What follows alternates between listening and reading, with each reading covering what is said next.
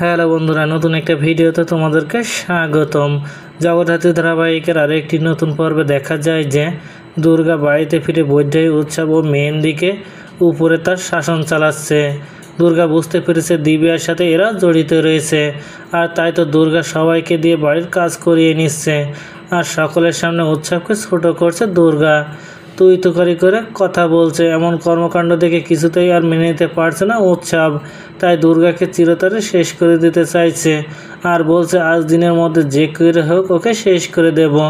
এদিকে বাড়িতে দুর্গা রবীন্দ্র জয়ন্তীর আয়োজন করছে, আর দুর্গাকে অনুষ্ঠান চলাকালীন শেষ করে দেওয়ার কথা ভাবছে উৎসব সেই মতো কাজ করছে। এদিকে সংকল্পকে কারা যে তুলে নিয়ে গেছিল সেটা জানতে পারেনি স্বয়ম্ভু, আর তাই তো স্বয়ম্ভু তার লোককে কাজে লাগিয়ে দিয়েছে। যে করে হোক তাকে খুঁজে বের করতে হবে, তাহলে আসল মাথাকে তাকে খুঁজে পাওয়া যাবে। দুর্গা বাড়িতে একপাশে গিয়ে কথা বলতে থাকে আর লোকের সাথে দিব্যার সম্পর্ক, আর উৎসব পিছন থেকে গিয়ে যেই না দুর্গাকে শেষ করে দিতে যাবে এটা দেখে ফেলে জগদ্ধাত্রী।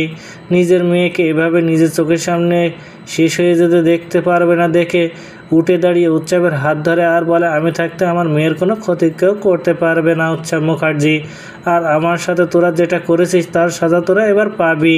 জগদ্ধাত্রী সুস্থ হয়ে গেছে দেখে চমকে ওঠে উৎসব। তো বন্ধুরা, কী ঘটতে চলেছে গল্পে এবার জানতে হলে আমাদের সাথেই থাকুন। ধন্যবাদ।